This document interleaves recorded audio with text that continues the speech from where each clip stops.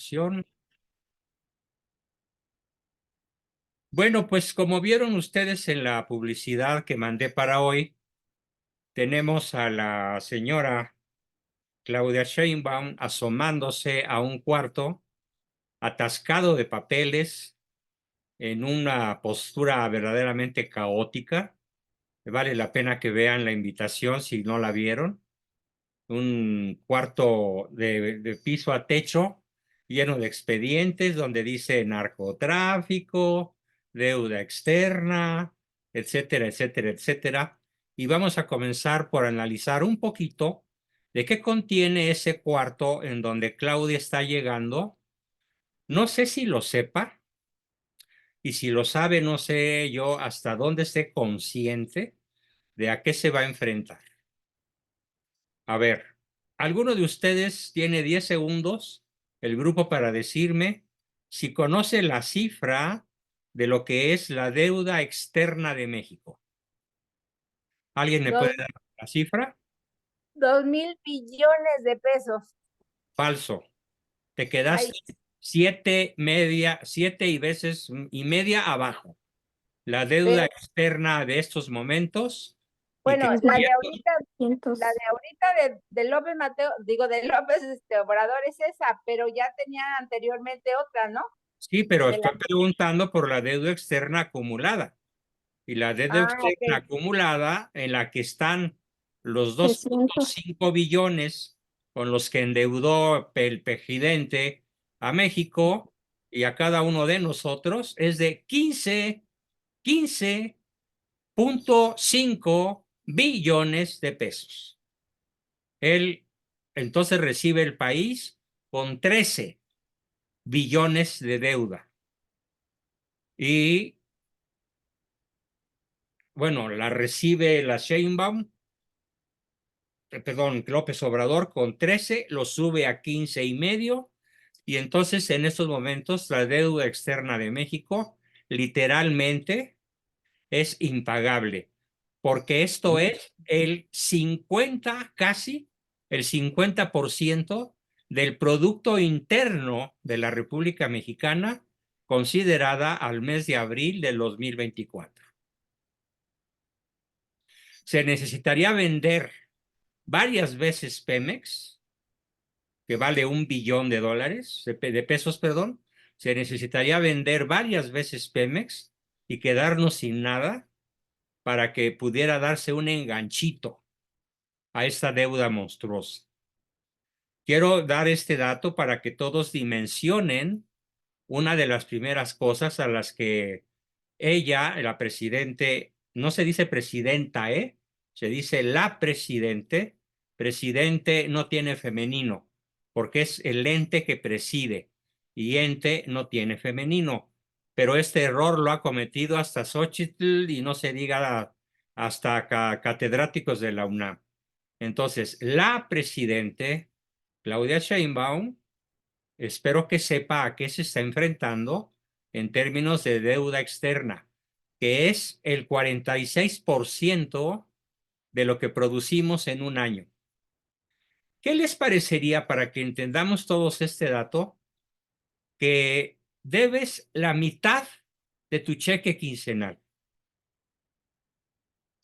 Esa es la proporción. Debes la mitad. Entonces, si tienes un ingreso nominal de 20,000 pesos, en realidad, ¿de cuánto dispones? De 10,000. Para pagar los otros 10,000 a intereses de la deuda, la cual en términos de capital se sigue incrementando.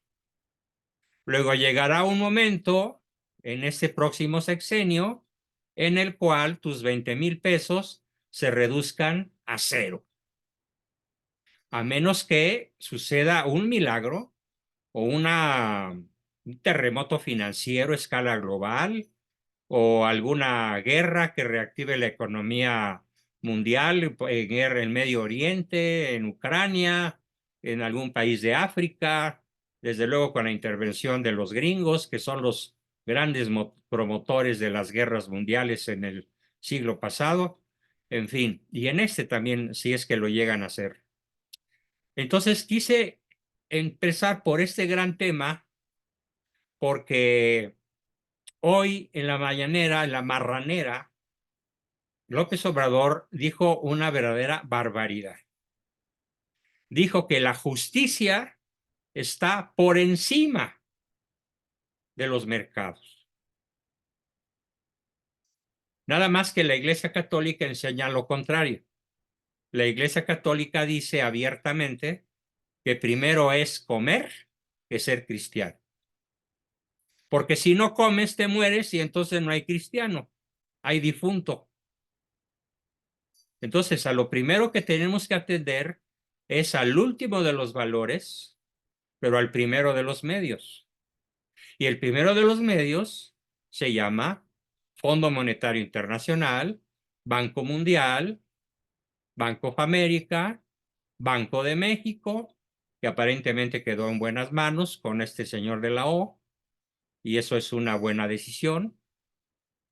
Lo primero es tener de qué vivir, porque si no tienes de qué vivir, ¿cómo vas a orar? ¿Cómo vas a trabajar? ¿Cómo vas a aprender? ¿Cómo vas a enseñar? ¿Cómo vas a evangelizar si tienes el estómago vacío? Déjenme decirles que lo primero que hicieron los misioneros que mandó traer Cortés de Europa en 1523 y que fueron llegando y que la historia los conoce con el nombre de los 12, lo primero que enseñaron a los indígenas fue a sembrar la tierra, a arar los campos, a levantar cosechas, a vivir en ciudades, a civilizarse. Y ya que tenían resuelto el problema de la comida, o sea, del mercado, los empezaron a evangelizar. Y por supuesto que se apiñaron en torno a ellos y se bautizaron por millones. ¿Por qué? Porque los misioneros les habían salvado la vida después de epidemias muy graves y después del enfrentamiento con Cortés, que sin que él se lo propusiera, a manos de los tlaxcaltecas, murieron 200,000 aztecas, tan solo en Tenochtitlan, en la toma de la ciudad de Tenochtitlan. Mientras que Cortés lloraba a voz en cuello, suplicando que perdonaran la vida de los aztecas, los tlaxcaltecas, después de 2 siglos de opresión, decidieron exterminar a los aztecas. Quedaron unos cuantos. Después de aquellos cataclismos, lo primero que hicieron los 12, pues, fue atender a los mercados, al pipirín, a la siembra, a los jitomates, a las calabazas, a las vacas, a los bueyes, a las gallinas, a los huevos de gallina o de lo que sea. Una vez resuelto ese problema, se empezó la evangelización y el bautismo de millones se dio de manera espontánea por una decisión de un liderazgo vigorosísimo en el cual los misioneros sabiamente supieron atender la cuestión social, la cuestión mercadológica, la cuestión de la supervivencia, ahora sí que iluminados por el Espíritu Santo. Así nació México. Entonces, lo que hoy dice el PG es comunismo puro. Porque él de qué está hablando al decir que la justicia es más importante que los mercados. Está hablando de que hay que seguir repartiendo la lana que no es de él. Vamos a ver, poco a poco. Entonces ya tenemos aquí que comenzó la tiranía y el autoritarismo. Lo dice una extraordinaria mujer, joven, inteligente, guapa, yo diría que incluso hasta atractiva, que se llama Alessandra Rojo de la Vega, que sufrió un atentado hace unas semanas y que es la alcaidesa de la delegación Cuauhtémoc en el Distrito Federal y que se impuso contra viento y marea y legítimamente ganó las elecciones el domingo. Ya nada más falta que sea ratificada.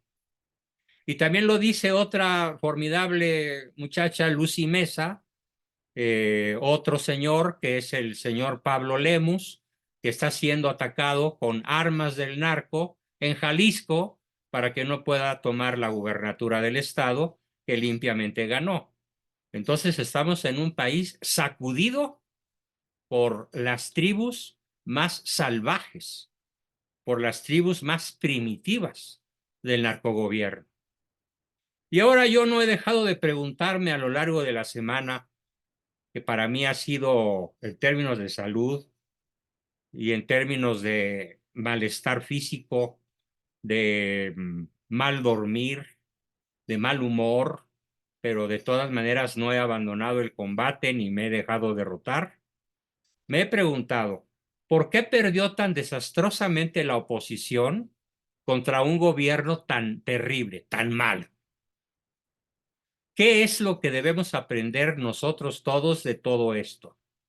Y bueno, ya que ganó Morena, ¿ahora qué? Bueno, ¿cómo es el mexicano promedio?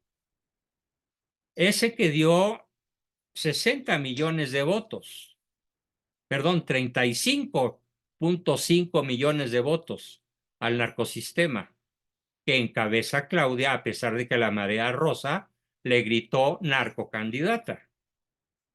¿Cómo es posible que esto haya sucedido? Bueno, pues porque la inmensa mayoría de la población de este país solamente tiene una aspiración: a que cada quincena o cada mes le den sus 3,000 pesitos. Su apoyo para los jóvenes destruyendo el futuro, para los cuervos de la nación, para los viejitos buenos para nada. A mí que no me cuentan que no se puede trabajar a los 82 años, aquí estoy. ¿Sí? Me parece muy indigno. Incluso alguna vez pensé, bueno, ¿y qué tal si hacemos fila para ir a recibir las migajas del narcosistema? No, porque no es dinero honesto, viene del contribuyente al que trabaja y al que se le roba. Yo no quiero ganar 6,000 pesos más o 12,000 pesos más entre mi esposa y yo, aunque los necesitemos en un momento dado, porque no es un dinero bien habido. Por dignidad, no lo acepto. Porque tengo energía todavía, porque para llegar lúcido y fuerte a la edad que tengo, me he preparado toda mi vida desde niño. ¿Por qué no entonces preparar un México tan distinto como el que podía ser preparado, en vez de un México es asistencialista,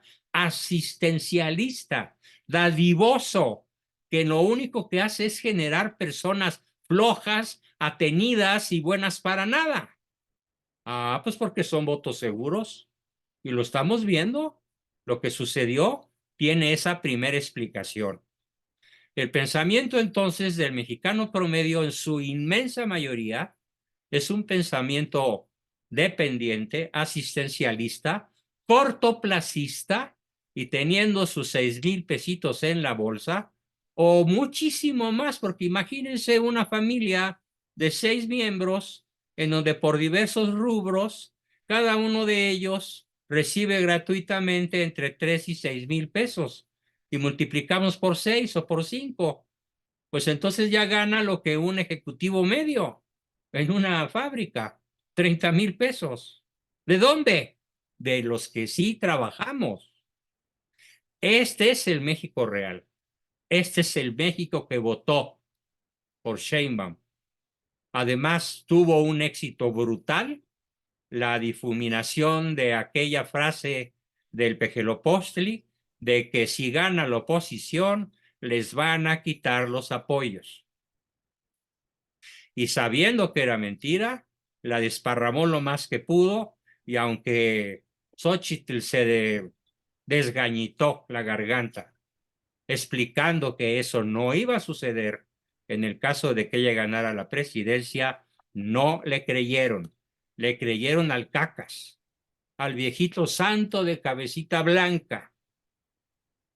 Aquí se da un fenómeno tremendo que se llama el síndrome de Estocolmo. Yo lo he rebautizado con el síndrome de esto es el colmo, haciendo un poco de buen humor. El síndrome de Estocolmo consiste, a partir de la historia de un secuestro ocurrido en Estocolmo, del enamoramiento respecto del verdugo por la víctima. La víctima se enamora de su verdugo. Ese es el síndrome de Estocolmo. Y entonces tenemos a una víctima de 130 millones de habitantes que nos arrastran al síndrome de Estocolmo, casi 36 millones de habitantes de este país que no ciudadanos, mientras otros 40 millones que no salieron a votar, se rascaron la panza el domingo y a los que sí fuimos a votar, literalmente nos abandonaron. ¿Por qué? Por asedia, que es la forma elegante de llamarle a la pereza, por incredulidad, por simplemente no tener ganas de levantarse a las 8 de la mañana e ir a hacer una cola que ya se veía de kilómetros, ¿sí? En una primera visita que hicimos, la cola era kilométrica, regresamos un poco más tarde, la cola ya era muy accesible, pero hubo muchísimos lugares en donde la gente aguantó hasta 10 horas de cola. Y hubo muchos lugares, sobre todo en Europa, en donde después de 10 horas de cola no los dejaron votar. ¿Por qué? Porque los dueños de las casillas se dieron cuenta de que los votos que iban a emitirse eran a favor de Xochitl y a media tarde dijeron las boletas se acabaron, aunque allí hubiera todavía más boletas. Entonces, muchos se preguntan, ¿cómo es posible que haya ganado Morena si los niveles de inseguridad son más desastrosos que nunca? Si la corrupción, comenzando por la de los hijos del presidente, es imparable. Y los servicios básicos, en todos sentidos, médicos, carreteras, hospitales, seguridad, están reducidos a migajas. Los autores que he consultado, nos quedan vivos 2 periodistas muy valiosos. Todos los demás, comenzando por Loret de Mola, ya tiraron la toalla y ya se pasaron a las filas del narcosistema. Ya dicen, no, no hay fraude. No, decir que hubo fraude es una fantasía paranoica. No, no se traguen el cuento del fraude. No, lo que pasa es que ya tenemos ahí la evidencia de que optaron por la mejor candidato. No, señores. Hay 3 factores sobre los cuales vale la pena reflexionar muy a fondo. El primer factor es el odio. Algunos periodistas elegantes le llaman la polarización. Yo le llamo la fanatización en el odio que sembró López Obrador en todas sus marraneras desde que empezó a darlas. Multipliquen 360 y tantos días del año por 6 años casi. Ahí están docenas de miles de horas empleadas en mentirnos. Hay quien lleva la contabilidad de las mentiras de Malo y tiene, creo que reunidas más de 100,000. Más de 100,000 mentiras. Pero la gente se las tragó. La gente le creyó por fanatismo. Ahora, ¿cómo describo yo como psicólogo, como psicoterapeuta, cómo describo este primer factor, el de la polarización para odiar? A los fifís, a los que trabajamos, a los estudiantes universitarios, a la clase media y media alta y alta, al otro México, al México de los blanquitos, al México de los fifís, por el México de los morenarcos. Aunque también entre los blanquitos hay muchos narcos, por supuesto. La describo de la siguiente forma.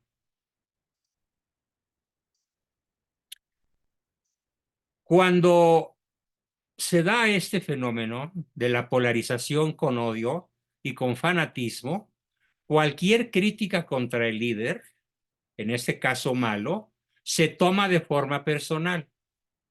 Y se hace tan difícil reconocer los errores en el líder como reconocerlos en la propia persona. Ese es el drama número 1 de México, que nos llevó al síndrome de Estocolmo y a votar alegremente por nuestro verdugo.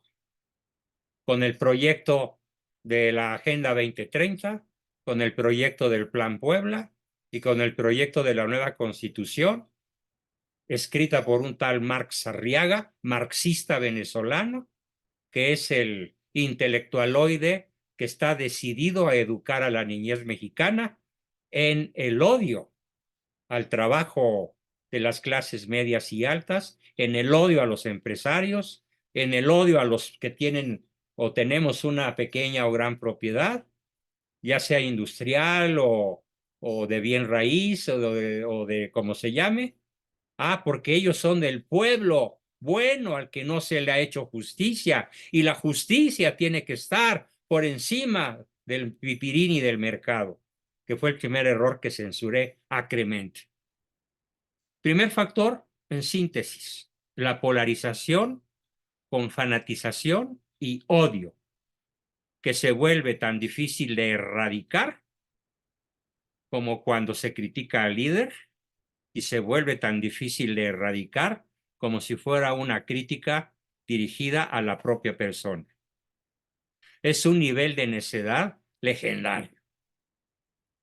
Segundo factor, no diría yo más fuerte o más o menos fuerte que el anterior, pero de un vigor estruendoso, de un vigor estridente. ¿Cuál es este segundo factor?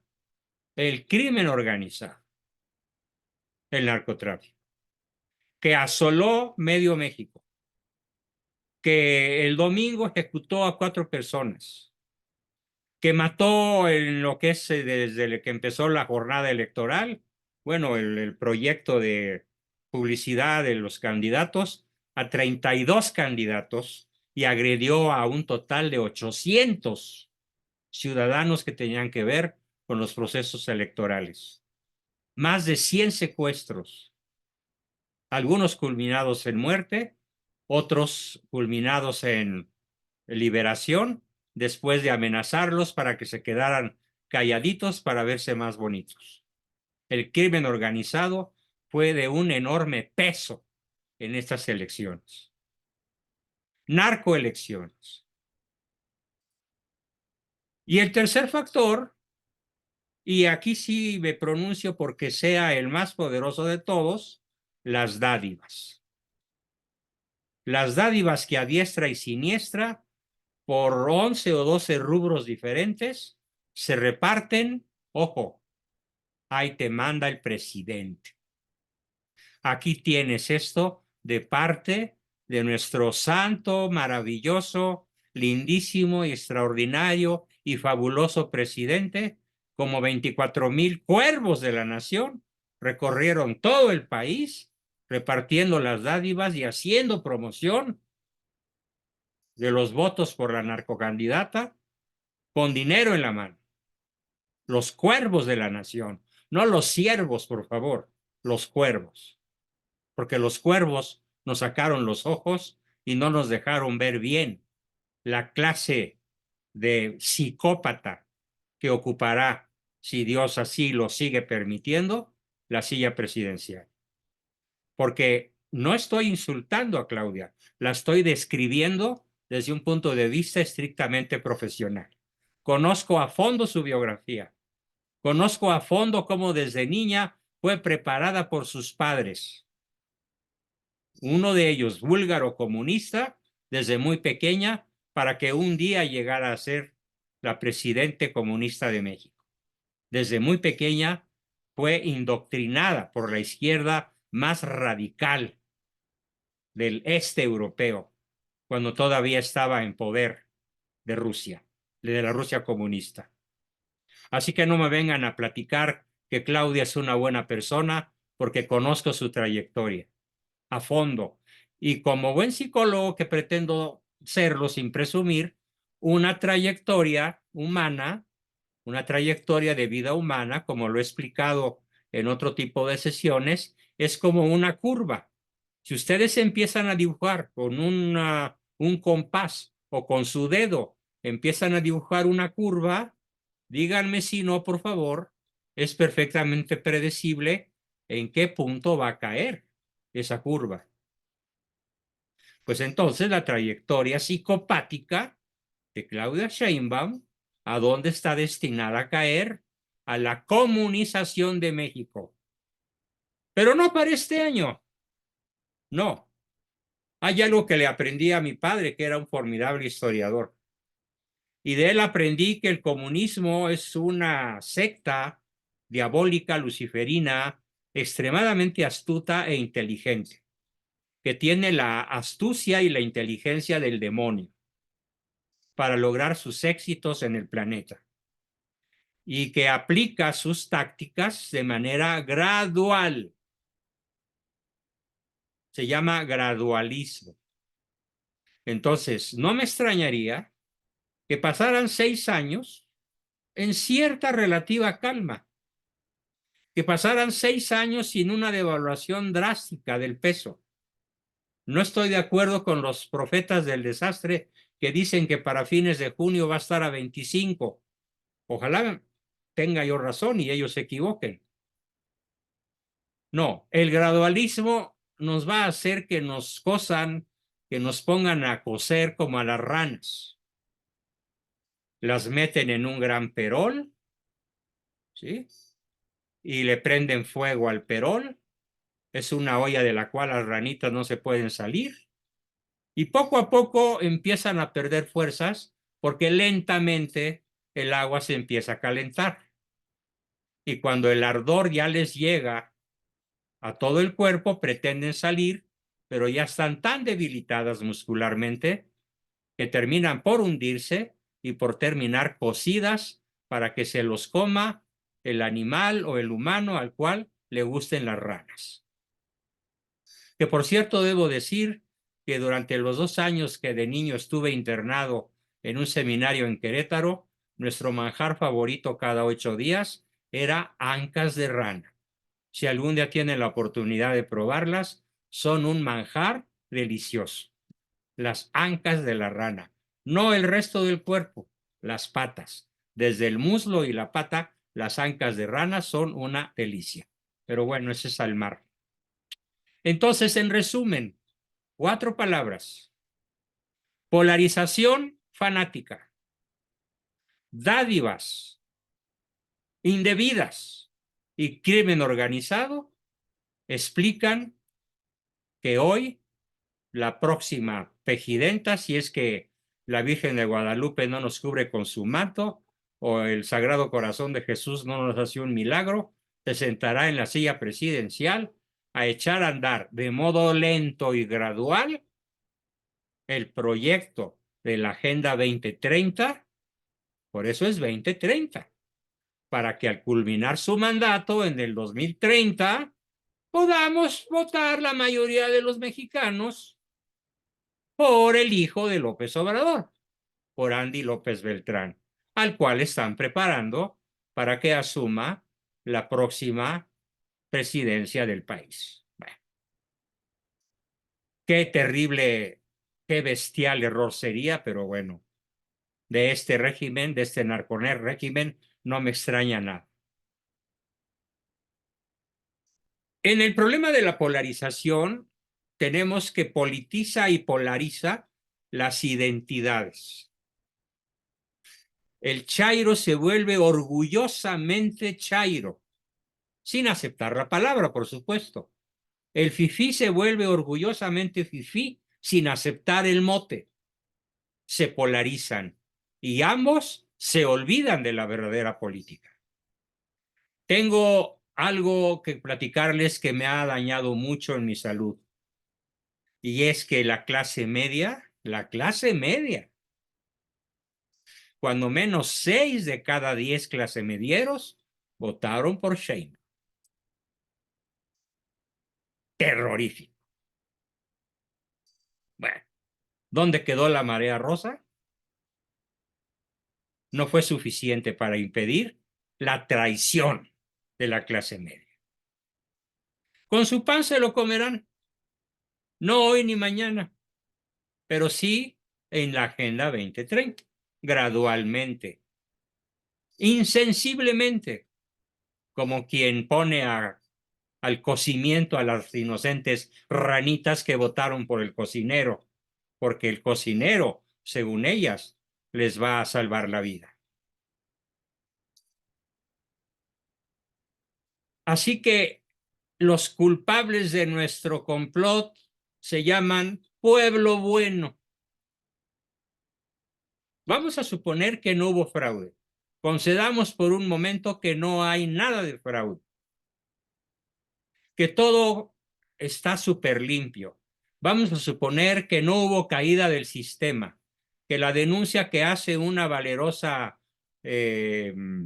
miembro, una mujer valiente, empleada de alto nivel del INE, que denuncia el fraude, que denuncia la caída por 4 horas del sistema y lo explica muy detalladamente y vale la pena que vean ese video que subí a todos los grupos. Vamos a suponer que ella esté mintiendo.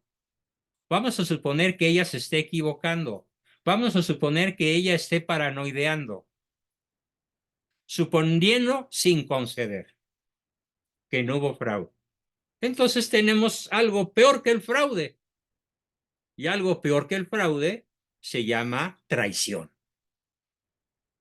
De todos los que votaron por un proyecto comunista a sabiendas. Porque no me digan que la clase media no sabe lo que es el comunismo. No me digan que los clasemedieros que votaron por la Sheinbaum no conocen su proyecto de constitución. Si fue uno de los libros más difundidos en los últimos, cuando menos, 2 años. No me digan que esperan que ella sea una ciudadana modelo, que clausure las megaobras del PG por inútiles y costosas y que recupere lo que pueda de ese dinero. No me digan que ella se va a enfrentar al narcotráfico y va a meter a la cárcel a los grandes capos del narcotráfico, por Dios. ¿Con qué ejército corrupto los va a enfrentar? ¿Con qué policía corrompida los va a perseguir? ¿Cómo le va a hacer? Va a tener que pactar. Lo he dicho hoy, 7 de junio, y dentro de unos meses ustedes lo estarán viendo. Como esta narcocandidata, narcoelecta, seguirá siendo una narcopresidente que va a pactar con el narco porque no tiene medios, aun suponiendo que quisiera combatirlos, no le dejó el péjer hueso sano, fusil sano, con el cual combatir al crimen organizado. Otra, López, y se me quema la boca, López se dedicó a dividir a los mexicanos entre conservadores y liberales, ricos y pobres, honestos y corruptos, fifís que quieren conservar sus privilegios. ¿Saben cuántas veces dijo es que quieren conservar sus privilegios? Docenas de miles de veces. ¿Y saben cuántas veces esa expresión ha sido replicada en las redes? Centenares, por no decir que millones de veces. En Facebook, en WhatsApp, en Instagram. El pueblo disque bueno es que ustedes, como tú, Juan Bosco, quieren conservar los privilegios. Ay, cómo me encantaría saber cuáles son mis privilegios, caray.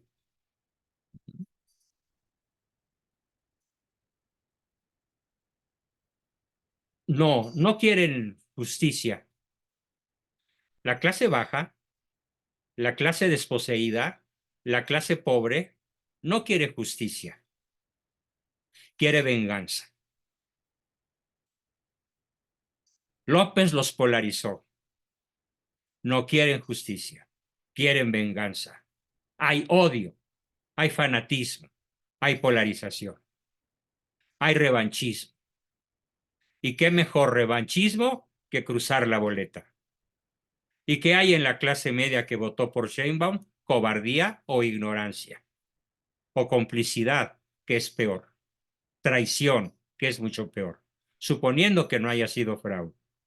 Peor aún si se dieron los dos factores, porque entonces el megafraude con la megatraición, pues tenemos un megapaís hundido en un proyecto narcocomunista.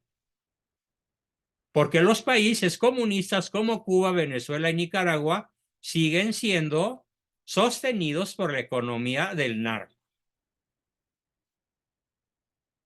Venezuela es una narcogobernanza. Nicaragua con Ortega es un narcogobierno. Cuba con se me escapa su nombre, Díaz-Canel, es un narcosistema. México lo ha sido crecientemente desde 1928 con el Pacto de los Generales y ahora ya está confirmadísimo como un narcogobierno. Ya no se puede combatir al crimen organizado.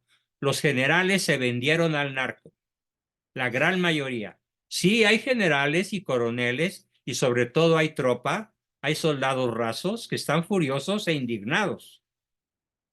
Pero por disciplina militar tendrán que obedecer a sus jefes. Y casi todos los altos jefes fueron comprados por López. Si no, ya habrían salido a destituirlo. ¿Desde cuándo? Ya habrían dado un golpe de Estado, como lo hizo atinadísimamente Pinochet para salvar a Chile de las garras del comunismo, como lo hizo Franco para salvar a España de las garras del comunismo, como lo hizo de Oliveira en Portugal para salvar a Portugal de las garras del comunismo.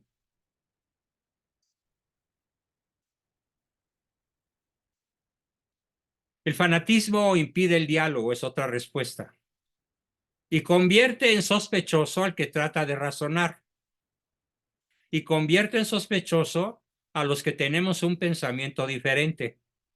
Por eso el discurso de choque y descalificación a López, lo único que provocó fue más cerrazón y fanatismo de sus seguidores. Yo decidí hace meses no volver a subir a mis redes una sola crítica directa enderezada a López. ¿Por qué? Porque me di cuenta en mis estadísticas que de la simpatía de hasta 500,000 seguidores pasé al odio de cuando menos 200,000 y al abandono de otros 200,000 y me quedaron 100. Y me llenaron de insultos. Estás criticando a una persona admirable. Estás criticando a alguien que merece un altar junto a catedral y lo tiene. En la Catedral Metropolitana de la Ciudad de México hay un altar dedicado a López y todos los días va gente a rendirle culto. Cosa inaudita. En las puertas de catedral. Bueno, no en la puerta principal después de la reja, afuerita, en la banqueta. Y si a esta cerrazón del bando pegeliano, le sumas el dinero repartido a los votantes beneficiarios de programas sociales, a las pensiones para adultos mayores, al programa de jóvenes construyendo el futuro, a las becas Benito Juárez, al programa Sembrando Vida. ¿De qué se trata todo eso? Fíjense, repito, programas sociales, adultos mayores, jóvenes construyendo el futuro, cuervos de la nación, becas Benito Juárez, Sembrando Vida. ¡Qué manera de comprar el voto!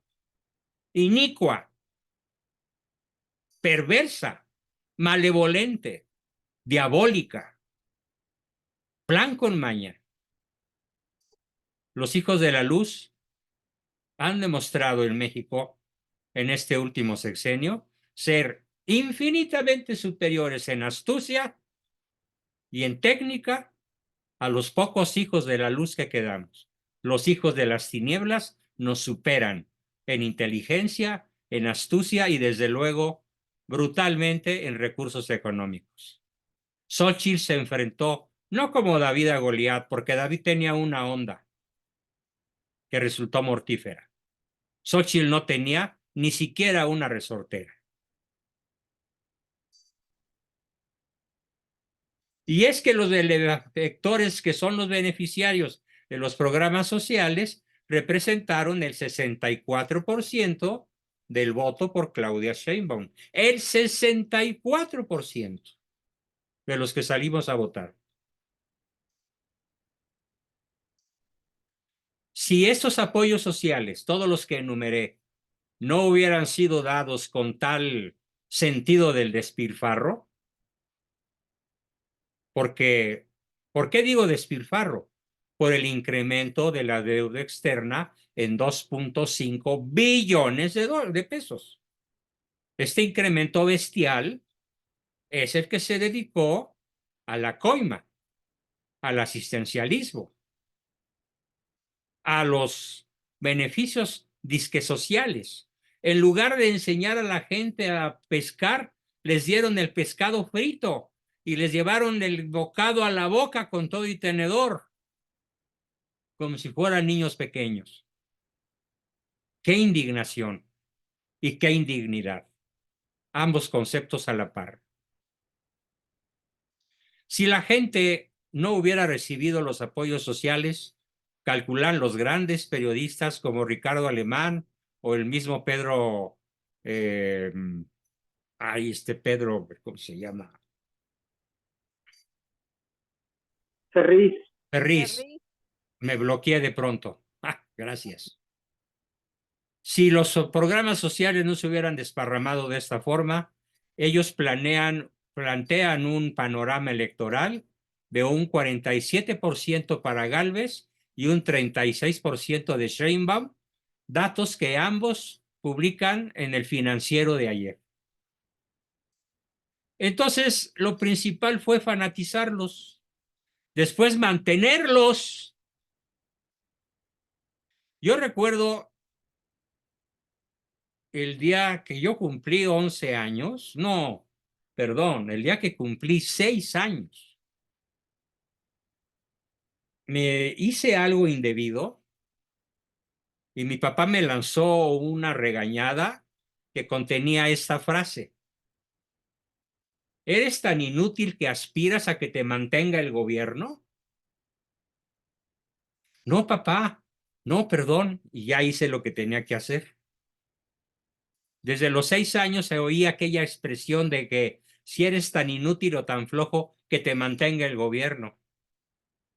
Y créanme, juré que a mí el gobierno jamás me iba a mantener. Por ningún motivo. Y lo he logrado. Gracias a Dios. Entonces, fanatizarlos, mantenerlos y amedrentarlos. Anoten, por favor, estos 3 verbos. ¿Cómo logró la Sheinbaum 64% de votación? Con amedrentación, mantenimiento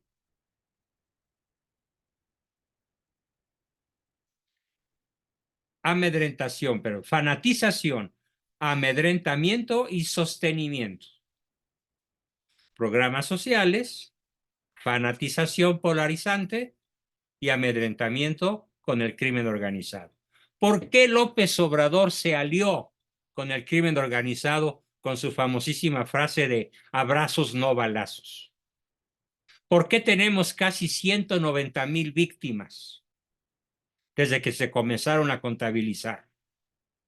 ¿Por qué ayer, antier y anteantier siguen cayendo como, no sé, como pajarillos muertos por el clima, como changuitos muertos en la selva lacandona por los 47 grados centígrados de temperatura? ¿Por qué siguen cayendo tantas víctimas inocentes?